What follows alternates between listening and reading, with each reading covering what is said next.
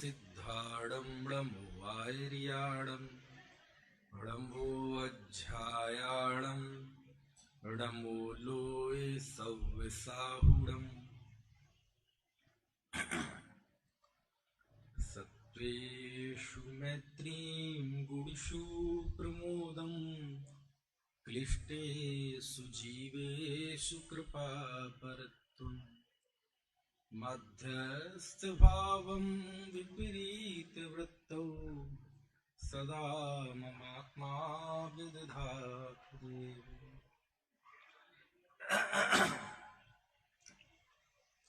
मैत्री प्रमोद कारुण्य माध्यस्थानि च सत्वगुणाधिक क्लिश्यमान अवनीयेषु।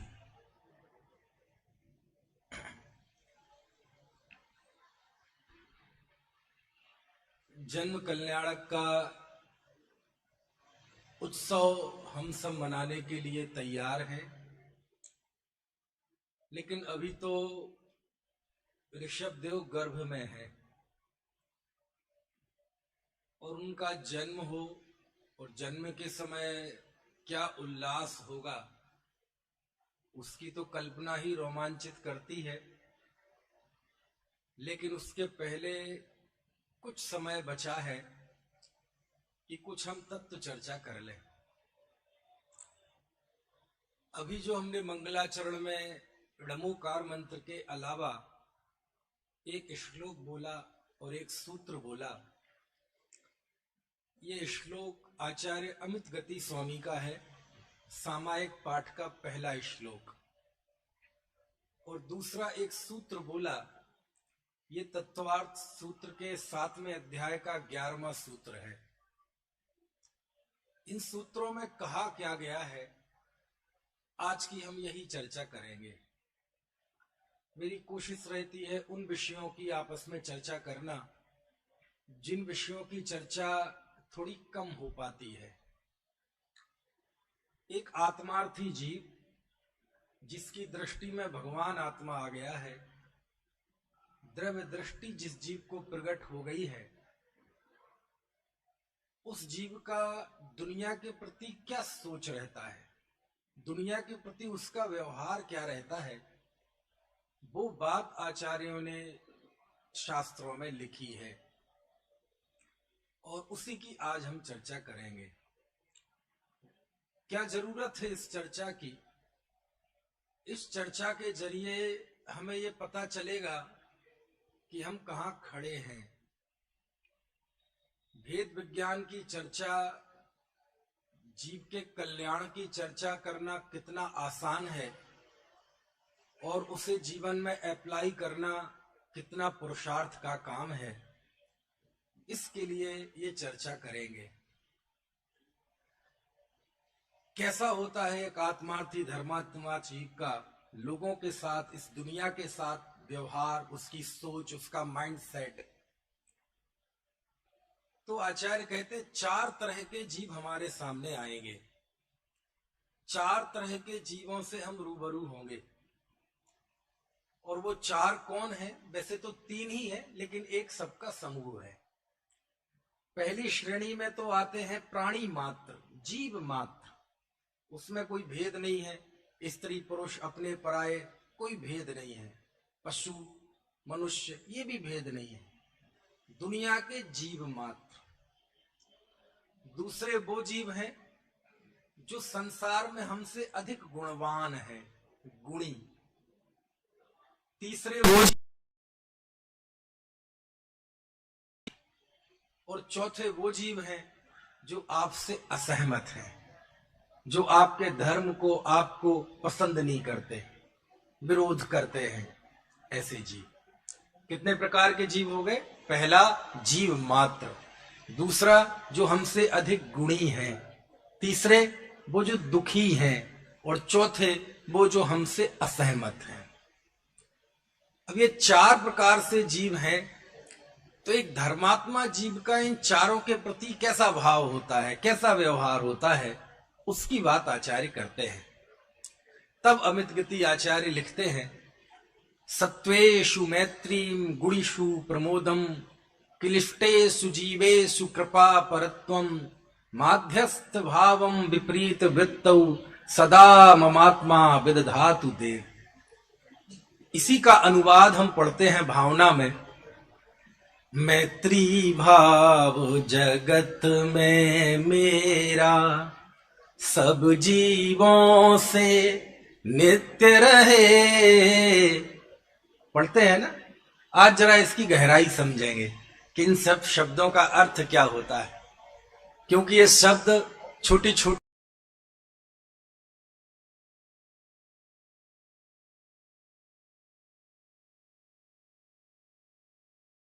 तो सभी जीवों के प्रति, जीव मात्र के प्रति हमारा कौन सा भाव हो, तो उसके लिए लिखते हैं कि धर्मात्मा जीव का सभी जीवों के प्रति मैत्री का भाव होता है। कौन सा भाव? मैत्री का भाव। इसी कोई मैत्री भावना बोलते हैं। अब प्रश्न, ये मैत्री भाव क्या है? तो हम कहेंगे मैत्री भाव यानी मित्रता का भाव। अच्छा, यानी सारी दुनिया को हम मित्र बना लें, सबके गले में हाथ डाल के बाजार में घूमते रहें, ये होता है मैत्री भाव क्या? इसका मतलब यह है कि फेसबुक पे जाएं और सबकी फेसबुक रिक्वेस्ट एक्सेप्ट करें और सबको फेसबुक रिक्वेस्ट भेज दें। कितना बढ़िया मैत्री भाव है। बोले इन फेसबुक या मैत्री भाव वालों का तो हाल यह है कि पता चले फेसबुक पे 10,000 फ्रेंड्स हैं और घर में ही अपने सगे भाई से बोलचाल बंद है। समझ में आया ना? ये मैत्री भाव है। मातृत्व दिवस आएगा, पितृत्व दिवस आएगा, सारे फेसबुक वाले श्रवण कुमार बन जाएंगे। ऐसे हो जाएंगे कि दुनिया में श्रवण कुमार तो कोई फर्जी था, असली श्रवण कुमार तो यही था। और हो सकता है उसके पिताजी बीमार हो और वो एक गिलास पानी ना देता हो। इस तरह के मैत्री भाव की बात नहीं है। तो क्या करें? सारी दुनिया को दोस्त बना लें। कैसे बनाया जा सकता है? क्या सबको घर में घुसा लें? ये प्रश्न लेके मैं आचार्य अकलंक स्वामी के चरणों में गया। किनके चरणों में? तत्वार्थ सूत्र के जो सूत्र मैंने बोला उसकी टीका में, तत्वार्थ राजवार्तिक, उसमें आचार्य अकलंक स्वामी के चरणों में पहुंचा और उनसे प्रश्न किया कि हे आचार्यवर, मैत्री भाव का अर्थ क्या है? क्या हम सबको मित्र बना लें? तो आचार्य बताते हैं कि मैत्री भाव का अर्थ यह है कि सबसे कोई फ्रेंडशिप नहीं करनी है। कैसे करोगे? जीवन खत्म हो जाएगा। दुनिया में इतने जीव हैं, तो मैत्री भाव किसका नाम है? बोले बस सभी जीव सुखी रहे, बस इस भाव का नाम मैत्री भाव है। मैत्री भाव किसका नाम है? सब जीव सुखी रहे। कौन? हम जिन्हें जानते हैं अथवा जिन्हें नहीं भी जानते हैं, सब सुखी रहे। कौन? मनुष्य भी सुखी रहे, पशु भी सुखी रहे। कौन? जो हमसे असहमत हैं, हमें बुरा भला कहते हैं, वो भी सुखी रहे। कौन? जिन्हें दुनिया हमारा शत्रु कहती है, वो भी सुखी रहे। इसका नाम क्या है? इसका नाम है मैत्री भावना। समझ में आया? सुखी रहे सब जीव जगत के, कोई कभी ना घबरावे। लेकिन कितना आसान है जो हम ये भावनाओं में बोल देते हैं। कभी तनिक पल भर के लिए भी इस बात का विचार किया? जब हम ये कहते सब जीव सुखी रहें, क्या हमें ऐसा लगता है कि सब जीव सुखी रहें? किसी ने हमारे पैसे दबा रखे हों, या वो भी सुखी रहे? भाई भाई में झगड़ा चल रहा हो, वो भी सुखी रहे? सास बहू में ठनी हुई हो तो वो भी सुखी रहे? क्या ऐसा लगता है? देखो भैया, धर्म की बातें बोलना जितना आसान है, इसमें क्या है? ये 2 इंच की जीव है और लेके तलवे से मार दो। बड़ा आसान काम है। ये काम जितना आसान है, परिणति में ये भाव प्रकट होना उतना ही पुरुषार्थ का काम है। समझ में आया? सब सुखी रहे, इस भाव का नाम मैत्री भाव है। अच्छा, आप बताओ, आप घर जाते हैं, घर जाके आपने टीवी ऑन की, एक चैनल, न्यूज का चैनल चल रहा है और एकदम आपके सामने एक सीन आता है कि कहीं बम ब्लास्ट हुआ है। बम ब्लास्ट होने के बाद वहां कई जीव मारे गए हैं, चिथड़े चिथड़े पड़े हैं, पुलिस और एम्बुलेंस की गाड़ियां दौड़ रही हैं, है ना? महिलाएं बच्चे रो रहे हैं। और ये दृश्य देखते ही आपको एकदम अरे रे क्या हो गया, ओ ये क्या हो गया, ये क्या हो गया। आप थोड़ा दुखी हो ही रहे थे कि एकदम आपके मन में प्रश्न आया कि ये कहां हुआ, और वहां टीवी के कोने पे लिखा था इस्लामाबाद, कराची, पेशावर, लाहौर। समझ में आया? अच्छा, आपका दुख जाने में कितनी देर लगेगी? पाकिस्तान के शहरों के नाम है ये, और आप एकदम क्या बोलेंगे, अच्छा हुआ, इनके साथ तो ऐसे ही होना चाहिए। समझ में आया? अब देखो, अब वो बात अलग है कि अभी वो मंदिर में बैठ के बोल रहा था, मैत्री भाव जगत में मेरा, सब जीवों से नित्य रहे। कहां गया वो मैत्री भाव? नहीं नहीं नहीं, वो तो दूसरे देश का है भाई। अरे वाह, 1947 के पहले वो लाहौर की भूमि पर हम मर मिटने के लिए तैयार थे। आज एक मनुष्यों द्वारा किया हुआ कृत्रिम बंटवारा हुआ तो वो जमीन दुश्मन हो गई। समझ में आया ना? अरे मनुष्यों के द्वारा किए गए जो विभाजन है, ज्ञानी धर्मात्मा का अनुभव इनसे बहुत आगे होता है। सब सुखी रहे, क्योंकि हम जैनी है, प्याज भी नहीं खाते, बिना छना पानी नहीं पीते, मच्छर भी नहीं मारते, तो क्रियात्मक तौर पे तो हमारे हाथों में इतनी ताकत है नहीं कि किसी जीव को मारेंगे। लेकिन हम सबसे ज्यादा पाप यदि कमाते हैं तो केवल अनुमोदना करके, केवल समर्थन करके। हमने इतना कहा ना, अच्छा हुआ, हमने अपने हाथ से एक जीव को भी नहीं मारा, लेकिन हमने वो जो 100-200 लोग मरे, मरने के बाद उनकी पीढ़ियां कितना दुख में रहेंगी। बहनें विधवा हो गई, बच्चे यतीम हो गए, कई बच्चे भीख मांगने के लिए मजबूर हो जाएंगे। उन सब पीढ़ाओं और पीढ़ी दर पीढ़ी वो त्रासदी वो झेलेंगे, दुखी होंगे। और हमने तो एक पल में कह दिया, क्या कह दिया, अच्छा हुआ। और इतना ही नहीं, जब कहीं बम ब्लास्ट होता है तो मनुष्यों की मौत नहीं होती, असंख्यात त्रस्त जीव मारे जाते हैं, कुत्ते गाय भैंस मारे जाते हैं, वो भी मरे ना। और हमने तो 1 मिनट में कह दिया, बढ़िया हुआ। कितने जल का है, कितने अग्नि का है, कितने वायु का है, कितने वनस्पति का है, बहुत बढ़िया हुआ। जब हिरोशिमा नागासाकी पे अमेरिका ने बम फेंके थे जापान के 2 शहरों पे, आज भी वहां वनस्पति पैदा नहीं होती। समझ में आया? इतना क्लाइमेट वहां का चेंज हो गया, वहां की जो जमीन है वो बिल्कुल काली पड़ गई, जल गई। और हमने तो 1 मिनट में कह दिया, बहुत बढ़िया होगा। और अपन बोलते हैं, मैत्री भाव जगत में मेरा, सब जीवों से नित्य रहे। सब जीवों लिखा, ये कहां लिखा? अपना दोस्त, अपना यार, अपने भाई, अपना बहन, सब जीवों से लिखा ना। इसमें सब हैं। दुनिया में जो बुरे बुरे से व्यक्ति होते हैं, उन सब के लिए ज्ञानी धर्मात्मा की ये भावना होती है कि वो सब सुखी रहे। अब प्रश्न, एक बात बताइए, क्या ऐसा दुनिया में कभी हो सकता है कि सब जीव सुखी हो जाएं? क्या गरीब और अमीर का भेद मिट जाएगा संसार में? क्या रोगी और निरोगी का भेद मिट जाएगा? क्या बड़े और छोटे का भेद मिट जाएगा? कभी क्या अनंत काल में भी ऐसा होगा कि सभी जीव सुखी हो जाए? तो फिर ऐसी अप्राकृतिक भावना धर्मात्मा जीव के क्यों होती है? प्रश्न क्या है? ऐसी अप्राकृतिक भावना धर्मात्मा जीव के होती क्यों है? बोले ऐसी सोच समझ के होती तो प्रश्न होता। ये नेचुरल होती है, स्वाभाविक होती है।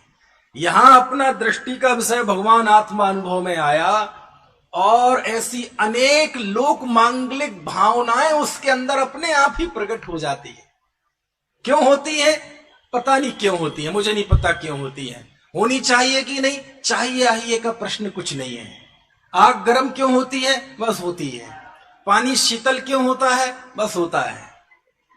समझ में आया?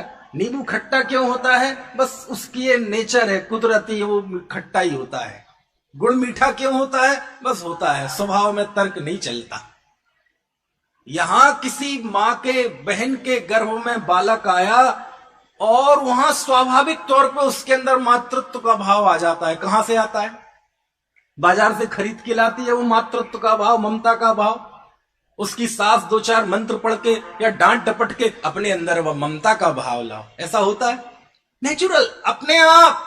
कितनी ही क्रूर बहन क्यों ना हो, गुस्सैल बहन क्यों ना हो, अरे ये तो मनुष्य है, अरे पशु ही क्यों ना हो, वहां उसके गर्भ में संतान आई और स्वाभाविक तौर पे, नेचुरली, प्राकृतिक तौर पे उसके अंदर वो मातृत्व का भाव आ जाता है। कहां से आता है? अंदर से ही आता है। क्यों आता है? बस आता है। आना चाहिए कि नहीं चाहिए वाली कोई बात नहीं है, बस ऐसा ही वस्तु का स्वरूप है। ऐसे ही जिस जीव को अपने भगवान आत्मा का अनुभव होता है, स्वाभाविक तौर पर उसके अंदर ऐसा ही भाव आता है, सब सुखी रहे, सब मैत्री भाव। समझ में आया ना? सबकी सामर्थ्य दिखने लगती है कि जैसे मैं स्वभाव से पूर्ण हूं, ऐसे ये भी स्वभाव से पूर्ण है।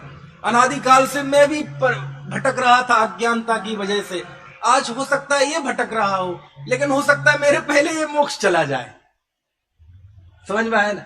सब सुखी रहे, सब आनंद में रहे, दुनिया में कोई दुखी ना रहे। इसका नाम क्या है? मैत्री भाव। बहुत बड़ी भावना है। और थोड़ा अंतर अवलोकन करना, स्वयं का मूल्यांकन करना। यदि धर्म का पालन करते हुए, अभी रत्नत्रय और सम्यक दर्शन तो बहुत दूर की बात है, यदि हम स्वयं को ये मानते हैं कि हाँ मुझे कुछ धर्म समझ में आ रहा है, मैं धर्म की दिशा में बढ़ रहा हूं, यदि धर्म का पालन करते हुए, तत्वों को सीखते हुए, व्रत आदि करते हुए, यदि हमारे अंदर चिड़चिड़ाहट आती है, हमारे अंदर नफरत आती है, हमारे अंदर किसी को तिरस्कार करने का भाव आता है, हमारे अंदर कुंठाएं आती हैं, फ्रस्ट्रेशंस आते हैं, तो वो दुनिया में कुछ भी हो सकता है, वो धर्म नहीं हो सकता। समझ में आए ना? क्योंकि धर्म आना, भेद विज्ञान आना, मतलब मैत्री भाव भी आना साथ में सब कुछ दुनिया में अच्छा अच्छा दिखने लगना। आंखों के आगे जो पर्दा लगा हुआ है शिकायतों का, कषायों का, वो दूर हो जाना। सुनील भाई, मैं जब कुछ नहीं जानता था तब आप मुझे अच्छे लगते थे। आज मान लीजिए मैं सम्यक दृष्टि हो गया तो आप मुझे बुरे लगने लगेंगे, आपसे मैं घृणा करने लगूंगा, और यदि करने लगूं तो दुनिया में कुछ भी होगा, मैं धर्मात्मा नहीं हो सकता। क्यों? क्योंकि धर्म मतलब शांति, धर्म मतलब सहजता, धर्म मतलब सहिष्णुता, धर्म मतलब सब कुछ अच्छा दिखने लगे, धर्म मतलब इसी दुनिया में, इन्हीं विषमताओं के बीच में वो शांत चित्त रहे, अच्छा अच्छा देखे, सब सुखी रहे, कोई दुखी ना रहे। अरे मैं भी तो अनादिकाल से पापी था, मैं भी तो अनादिकाल से पर्याय में मूल था, तीर्थंकरों ने समझाया, गुरुओं ने समझाया, मुझे भी तो समझ में नहीं आया ना, आज समझ में आया है। सबको समझ में आए, कोई दुखी ना रहे, सबको स्वभाव दृष्टि प्रकट हो, ये स्वाभाविक एक लोक मंगल का भाव जो अंदर में प्रकट होता है, इसको शास्त्रों में कहा है मैत्री भाव। कौन सा भाव? मैत्री। समझ में आया? चलो आगे बढ़ते हैं। चारों भावनाएं हमें समझनी है। दूसरे वो जीव होते हैं जो हमसे अधिक गुणवान होते हैं, श्रद्धा में अधिक, ज्ञान में अधिक, त्याग में अधिक, संयम में अधिक। समझ में आए ना? ऐसे हमसे अधिक गुणवान व्यक्ति, उन गुणवान व्यक्तियों के प्रति लिखा है सत्वेषु मैत्री गुणीषु प्रमोदम। जो गुणी लोग हैं, जो हमसे अधिक गुणवान हैं, उन गुणवानों को देखकर धर्मात्मा जीव को प्रमोद होता है। प्रमोद मतलब मोद नहीं, मोद मतलब आनंद। इसीलिए लड्डू को बोलते हैं मोदक, आनंद देने वाला। लेकिन ये मोद नहीं है, ये प्रकृष्ट आनंद है, प्रकृष्ट मोद। किसको देखकर? गुणीजनों को देखकर, धर्मात्मा जीवों को देखकर ये भाव प्रमोद प्रमोद प्रमोद। अब यहां एक जो स्वाध्याय करने वाले हैं वो थोड़ा समझने की कोशिश करना। धर्मात्मा जीव को देखकर ईर्ष्या का परिणाम ये अनंतानुबंधी कषाय का लक्षण है। गुणीजनों को देखकर ईर्ष्या का परिणाम, प्रतिस्पर्धा का परिणाम ये अनंतानुबंधी कषाय की निशानी है। समझ में आया ना। और गुणीजनों को देखकर प्रमोद होना, हर्ष होना, यह धर्मात्मा जीव की निशानी है। इसको शास्त्रों में कौन सी भावना कहा गया? प्रमोद भावना। समझ में आया है? मैं आप सबका भविष्य बता सकता हूं, आपकी होनहार बता सकता हूं। मैं भी छोटा मोटा ज्योतिषी हूं। कैसे बता दूं? आप किसको देखकर खुश होते हैं? किसको देखकर आपकी हार्ट बीट, हृदय की धड़कन प्रफुल्लित होने लगती है, गुदगुदी होने लगती है? किनको देखकर आपके आत्मा के एक एक प्रदेश से हर्ष का झरना झर जाता है? उससे पता चल जाएगा कि इस जीव की होनहार क्या है। समझ में आया? चलो ये सभा है, इसी सभा में मान लीजिए कोई अतिथि आए, है ना, और अतिथि आने वाला कोई बहुत बड़ा रईस व्यक्ति हो, बहुत बड़ा रईस व्यक्ति हो, नाम वाम लेने से कोई फायदा नहीं है। तो हो सकता है हम जैसे जीव तो ऐसे ही बैठे रहेंगे और सुनील जी बैठे रहेंगे, दो चार ओ एकदम जाएगा, घेर लेगा, ऑटोग्राफ प्लीज, और ये, और अब समझ में आया इसकी होनहार क्या है। एक दूसरा जीव कोई नेता आ जाए सभा में, नेता तो समझ गए ना है? तो हो सकता है अभी जो उठा था ना वो बैठा रहे, हम जैसे भी बैठे रहे, लेकिन दो चार राजनीतिक टाइप के लोग होंगे, उन्हें बिल्कुल ऐसा लगेगा जैसे पावन मेरे नयन भये तुम दरस्त हैं। समझ में आए ना? ऐसे बिछ जाएंगे जैसे पता नहीं क्या हो, पता चल जाएगा कि इसकी होनहार क्या है। आप किसको देखकर हर्षित होते हैं? किसको देखकर आपकी ऊर्जा, किसको देखकर आप अपने शारीरिक मानसिक सारे दुख भूल जाते हैं और एकदम प्रफुल्लित हो जाते हैं? इससे पता चलता है इस जीव की होनहार क्या है। यहां कोई अभिनेता आ जाए, अभिनेता तो समझ गए ना आप, एक्टर एक्ट्रेस, कोई हो सकता है सारे लोग बैठे रहे शांति से, और दो चार लड़के एकदम वो कौन सी दाढ़ी वाले, वो वैसे आजकल दूल्हा भी दाढ़ी रखता है, हमारे यहाँ तो इंद्र भी की भी है दाढ़ी, समझ में ना है?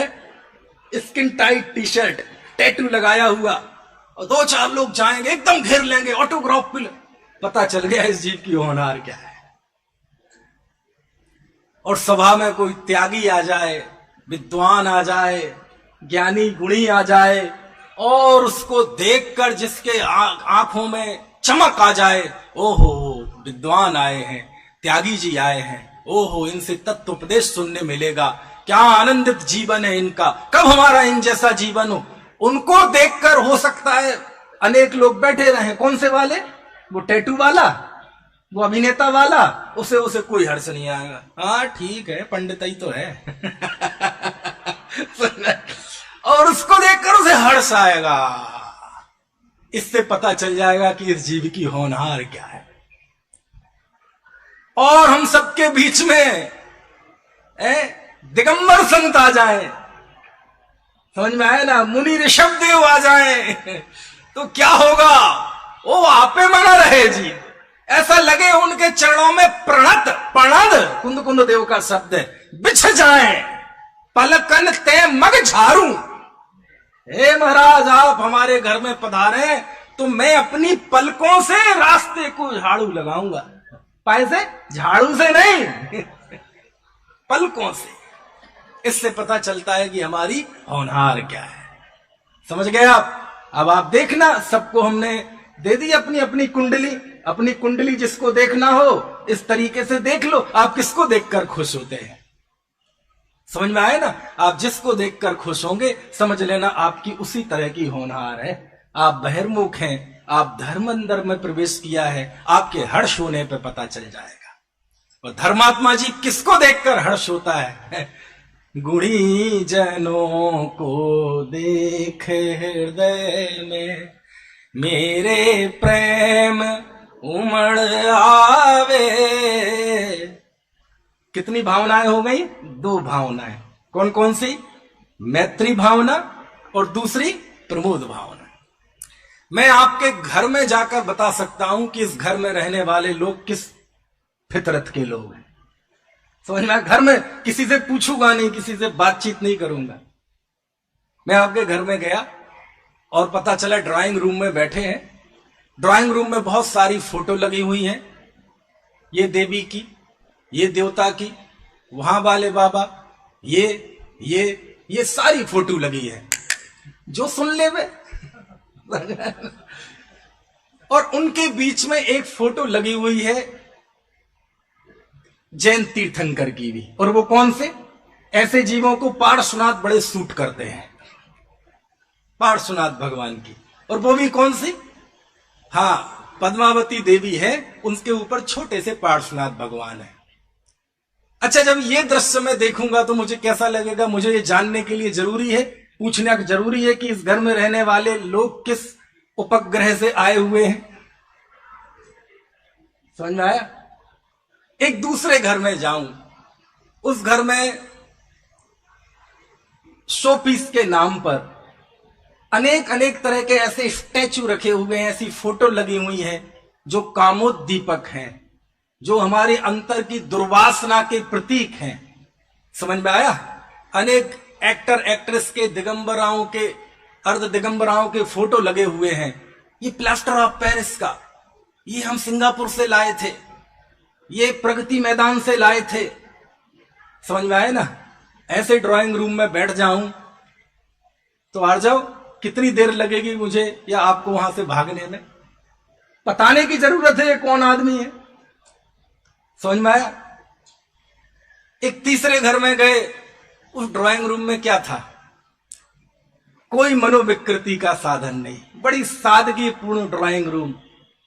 वहां आचार्य की फोटो लगी हुई है, भगवंतों की फोटो लगी हुई है, समाधि मरण का वो चित्र लगा हुआ है। एक मुनिराज लेटे हैं, छपक चार इस तरफ है, मुनिराज चार इस तरफ है, कोई उनकी सेवा शुश्रूषा कर रहा है, कोई उपदेश दे रहा है। ऐसी पवित्र फोटो लगी हुई है। वहीं एक आले में एक जिनवाणी की पुस्तक रखी हुई है, जाप देने वाली एक वो माला रखी हुई है। आपको ऐसा लगेगा जैसे जिन मंदिर में ही आ गए हो, ऐसा लगेगा कि नहीं? और यदि गलती से वहां एक गुरुदेव श्री की फोटो और लगी होगी तो हम उस घर में ऐसे घुस जाएंगे जैसे हम इस घर के दामाद हों। समझ आए ना? क्योंकि लोग कहते हैं कि मुमुक्षुओं में आपस में प्यार बहुत होता है। क्या करें, हमारे गुरुदेव ने हमें प्यार करना सिखाया, नफरत करना नहीं सिखाई। वात्सल्य से रहना सिखाया, तिरस्कार करना, किसी को गाली गलौज करना नहीं सिखाया। वो महापुरुष था कि मुंबई की बात है, सौरभ जी एक बार गुरुदेव जा रहे थे, कार में बैठे थे, साथ में वहां महाराष्ट्र का गृह मंत्री बैठा था। और आगे जाके देखा गुरुदेव का विरोध करने वाले लोग हाथ में काले झंडे लिए दिखा रहे थे गुरुदेव का विरोध करने के लिए। देखो महापुरुष क्या होता है। गृहस्थ थे वो, मुनि नहीं थे, नग्न दिगंबर साधु नहीं थे, लेकिन जैनी सदग्रस्त भी कैसा होता है। तो गाड़ी रुकी, पहले तो मंत्री जी को लगा ये मेरा विरोध कर रहे हैं, क्योंकि इस तरह की आदतें नेताओं को बहुत होती हैं, काले वाले झंडे की। उन्हें क्या पता कि ये तो महाराज के लिए है। तो पता चला ये क्या है, बोले गुरुदेव श्री आपका विरोध करने के लिए इकट्ठे हुए हैं आप। तो गुरुदेव की निगाह ये नहीं कि विरोध, कौन विरोधी कौन अविरोधी। दुनिया में सबसे ज्यादा विरोधी अमांगलिक कोई है तो बहिर्मुख दृष्टि है, और दुनिया में कुछ मंगल है तो अंतरोन्मुखी दृष्टि है। इसके अलावा कुछ बुरा अच्छा नहीं है। तो गुरुदेव ने कहा अरे रे ये धूप में क्यों खड़े हैं भाई, पहले इनमें कुछ छाया में खड़ा करो, विरोध करना है कर लो, कोई बात नहीं, इन्हें धूप में क्यों इनको कोई छाया की व्यवस्था करो।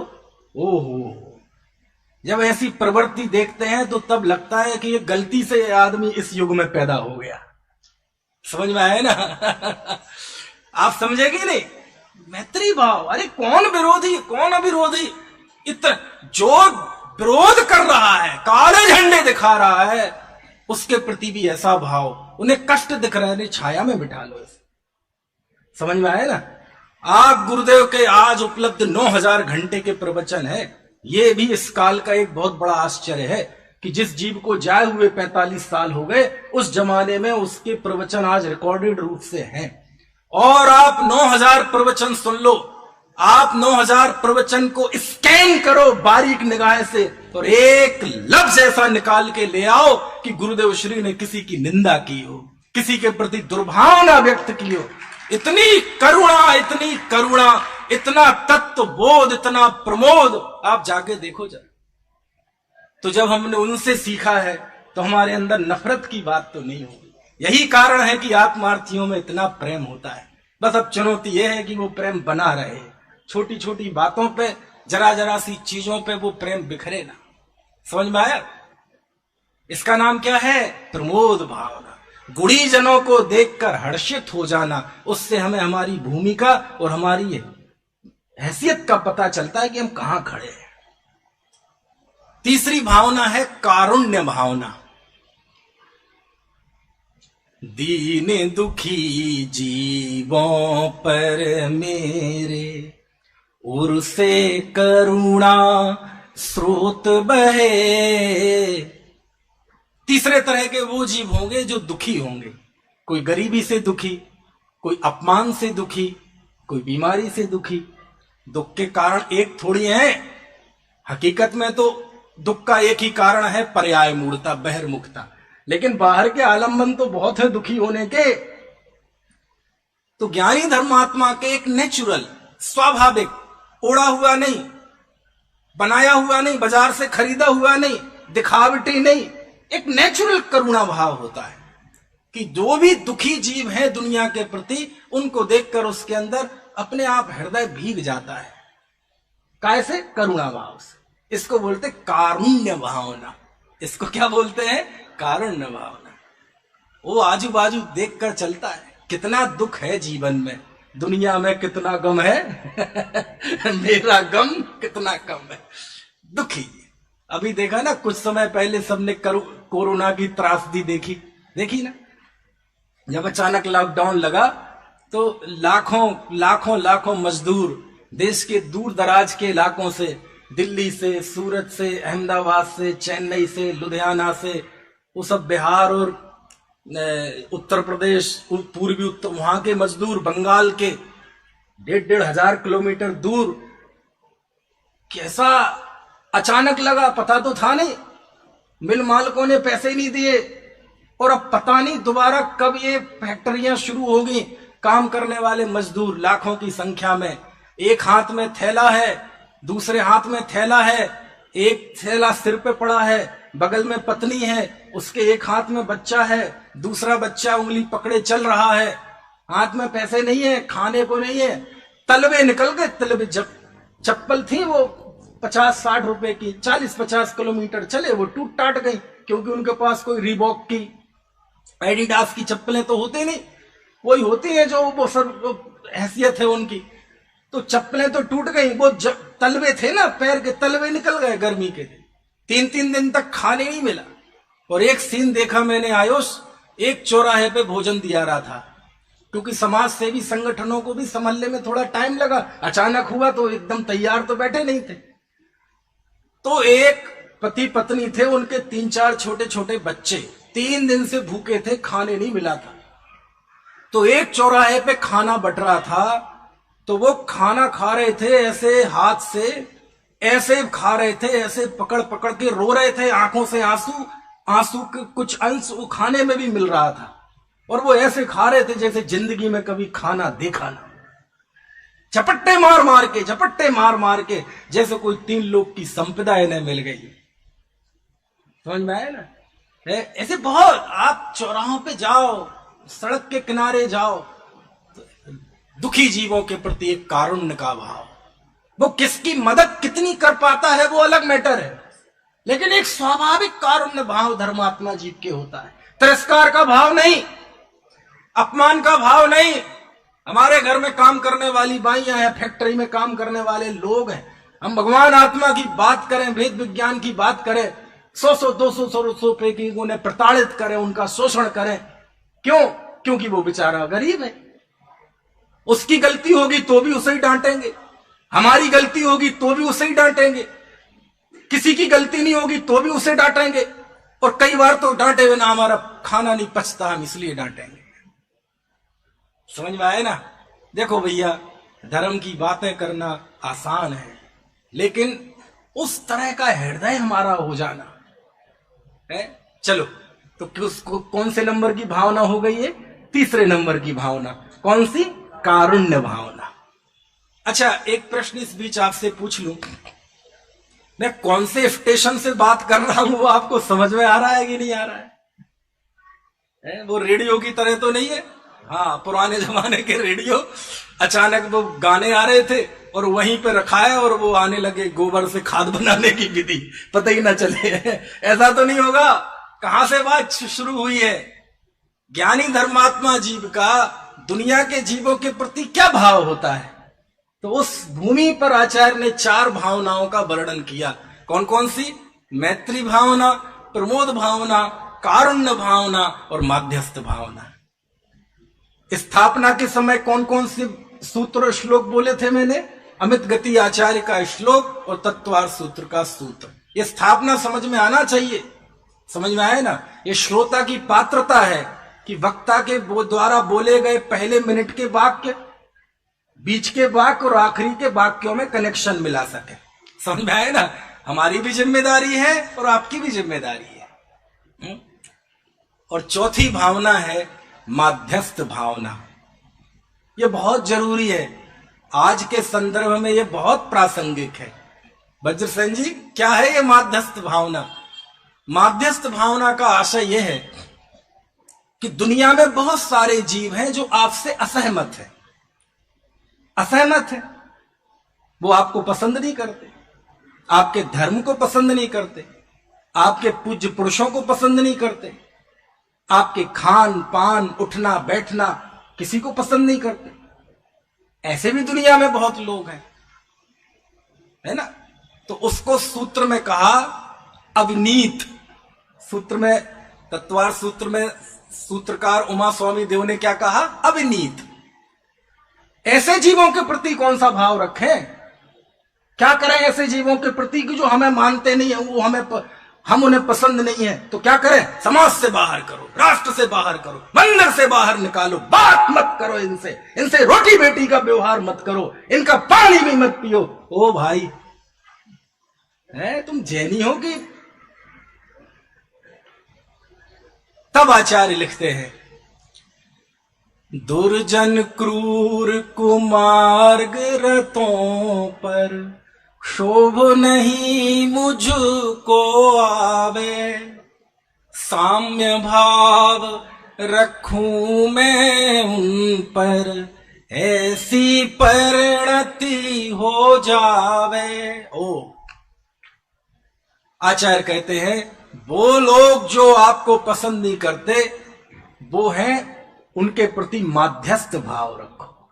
माध्यस्थ भाव मतलब कोई बात नहीं, क्या हो गया? आप आज जिसको बुरा कहेंगे ये बुरा है, गंदा है, अज्ञानी है, मिथ्या दृष्टि है, अभद्र मिथ्या दृष्टि है, मत बोलो ऐसा। किसी जीव को मिथ्या दृष्टि और अज्ञानी का सर्टिफिकेट बांटने का तो ऐसा शौक लग गया है हम सबको। एक वो गुरु जो कहता है सब भगवान आत्मा है, एक हम है कि सबको मिथ्या दृष्टि का सर्टिफिकेट बांटते। समझ में आया ना? कहते नहीं, कोई बात नहीं, आज हम जिसकी निंदा कर रहे हैं हो सकता है वो हमसे पहले मोक्ष चला जाए। समझ में आया ना? वो 5 मिनट पहले के गौतम गणधर, गौतम स्वामी इंद्रभूति गौतम, जो भगवान महावीर से झगड़ा करने आए थे, 5 मिनट बाद गणधर बन गए, सम्यक दृष्टि 4 ज्ञान के धारी हो गए। आप किसको अंडर एस्टिमेट करेंगे? किसकी क्षमताओं को नहीं समझेंगे? माध्यस्थ भाव, कोई बात नहीं, सभी जीव हैं, सबकी अपनी अपनी बुद्धि है, सबके अपने अपने सोचने समझने का तरीका है, सबके अपने अपने, है ना, रुचियां हैं। मुझे ये पसंद है, उसे ये पसंद है, हम अपने में रहे, वो अपने में रहे। समझ में आए ना? कोई बात नहीं, जो है जहां है जैसे है ठीक है, भावना भाते हैं, सब सुखी रहे, घर घर चर्चा रहे धर्म की, दुष्कृत दुष्कर हो जावे, बैर पा। देखो लिखते हैं, कौन लिख रहा है? आचार्य कुंद कुंद भगवन। कौन सा शास्त्र? नियम सार। किस प्रसंग में? इसी प्रसंग में जो अब चल रहा है। अब उसमें वो लिखते हैं, देखो मालूम क्या लिखते हैं? राणा जीवा आ, नाना जीव है, राणा कम्बम, नाना उनके कर्म है, राणा बेहम हवे लब्धि, नाना प्रकार की उनकी लब्धियां हैं। लब्धियां मतलब नाना प्रकार के उनके सोचने समझने के तरीके हैं, नाना प्रकार के उनके भाव हैं। समझ में आया? तो क्या करें? तम्मा बयण विवादम, इसलिए किसी के भी साथ वचन का विवाद मत करो। किसके साथ?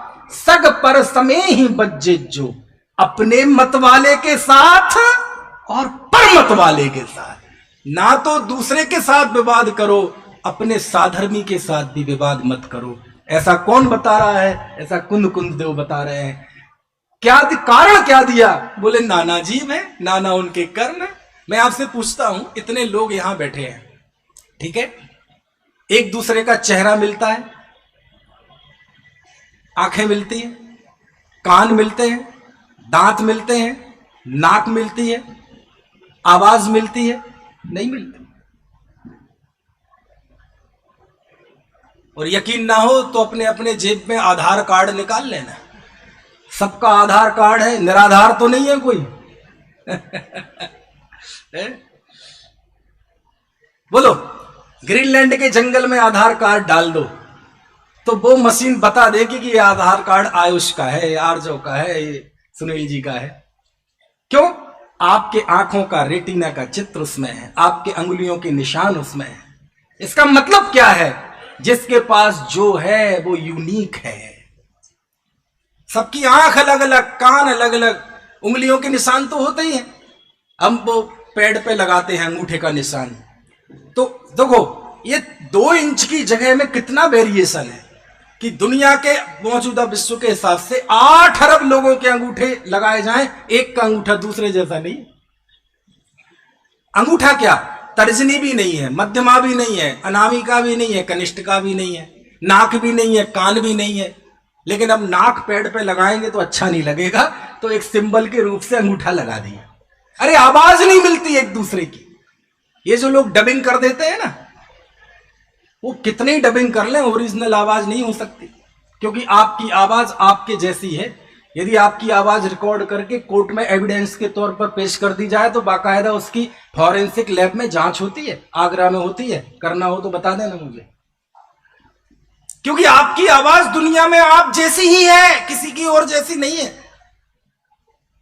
आपका तोड़ा हुआ एक बाल आप जाके अमेज़न के जंगलों में फेंक दो, वो बाल लैब में जाएगा और बता दिया जाएगा कि ये बाल आपका है, आपके बाल जैसा आपका ही बाल है। ऐसे ही हमारी किडनी, लीवर, अमाशय, पित्ताशय, एक एक जो कुछ है यूनिक है। कर्म सिद्धांत में जाओगे तो ये बात सिद्ध होगी। नाम कर्म के पास बहुत माल है। तो हम सबकी शरीर की बनावट अलग अलग, सोचने समझने का तरीका अलग अलग है सबका। आप क्या सोच रहे हैं मैं यहां व्याख्यान कर रहा हूं, यही शब्द आप सबके कानों में पढ़ रहे हैं, यूट्यूब पे सुन रहे होंगे, उनके भी पढ़ेंगे। आपको क्या लगता है ये शब्द सुन के सबके अंदर एक ही एहसास जागृत होता है, एक ही भावना जागृत होती है? नहीं, सबके अलग अलग भाव आएगा। एक के अंदर ये भाव आएगा, नहीं नहीं बात तो ठीक है, व्यवहार की बात है। दूसरे के अंदर ये भाव आएगा, यानी बात तो सही है, देखो इन बातों की चर्चा अपने यहां होती नहीं। तीसरे के अंदर भाव आएगा, आहा आज तो मेरी आंखें खुल गई। चौथा भाव आएगा, अब ठीक है यार जी, इनका तो काम ही है। समझ रहे? एक माने रुचियां भी सबकी अलग अलग है, सोचने समझने का तरीका अलग अलग है। जिस समय अहमदाबाद के क्रिकेट के स्टेडियम में जहां 1,35,000 लोग बैठे हैं, भारत पाकिस्तान का क्रिकेट मैच चल रहा है, और जब वह विराट कोहली चौका मारता है और 1,35,000 लोग उछलते हैं, सब खुश होते हैं ना, लेकिन सबकी खुशी अलग अलग तरह की है। और जब वह आउट होता है तो सबके कंधे झुक जाते हैं, लेकिन सबके दुख का ग्राफ अलग अलग है, सबकी खुशी और दुख भी अलग अलग है, एक जैसी नहीं है। और यही जब पाकिस्तान में होता है तो होता है ना, एक आदमी काम कर रहा है, ओ वर्ल्ड कप का मैच चल रहा था, क्या हुआ, पाकिस्तान जीत गया, हार गया? बोले हार गया, अच्छा चलो कोई बात नहीं, दुख उसे भी हुआ, अपना काम करता रहा। दूसरा, क्या हुआ, हार गया, ओ इंशाल्लाह याकूब बिला कैसे हो गया, ना ना दुखी तो हुआ, लेकिन फिर अपने काम में लग गया। एक तीसरा है, हार गया, पास में रखा था पत्थर, उसने टीवी फोड़ दी। देखो दुख सबको अलग अलग हुआ ना, लेकिन सबके दुख की वैरायटी अलग अलग है। ऐसी खुशी की है, ऐसी आनंद की है, ऐसी प्रवचन करने वाले की है, ऐसी प्रवचन सुनने वाले की है। सबकी बुद्धि अलग अलग, चेहरे अलग अलग, सोचने समझने का तरीका अलग अलग, महसूस करना का तरीका अलग अलग। ये मैं नहीं लिख रहा हूं, कुंद कुंद भगवान लिख रहे हैं। प्लाड़ा जीवा प्लाड़ा कम्बम प्लाड़ा बेहम हवे लद्दी। नाना जीव है, नाना कर्म है, नाना उनके सोचने समझने के तौर तरीके हैं। हम क्यों ऐसा मानते हैं कि जैसा हम मानते हैं, जैसा हम सोचते हैं, सारी दुनिया वैसे ही सोचे? यदि ऐसा हम सोचते हैं तो इसी को आतंकवाद कहते हैं। इसी को क्या कहते हैं? आतंकवाद कहते हैं। लाड़ा जीवा लाड़ा कम्बम लाड़ा वहम हवे लद्दी। सब जीव अपने अपने स्वतंत्र है, सबके अपनी अपनी रुचियां हैं। ऐसा जानकर जब कोई साम्य भाव रखता है तो उसे माध्यस्थ भावना कहते हैं। क्या कहते हैं? माध्यस्थ। ये चार भावनाएं बताई, कौन के किसके अंदर होती हैं? जिस जीव के अंदर तत्व प्रवेश करता है, स्वाभाविक तौर पर ये भावनाएं आ जाती हैं। उसके अंदर शांति, सहिष्णुता है ना, दोष देखने की प्रवृत्ति नष्ट हो जाती है, मैत्री भाव आ जाता है। क्यों होता है? अपने आप होता है। ये भावनाएं लोक मांगलिक कैसे होती हैं? स्वतः होती हैं। इससे अपना मूल्यांकन करें कि धर्म के रास्ते में बढ़ते हुए यदि हमारे अंदर फ्रस्ट्रेशंस आते हैं, गुस्सा आता है, नफरत आती है, असहिष्णुता आती है, समझ लेना आप कुछ भी हो सकते हैं, धर्मात्मा नहीं हो सकते।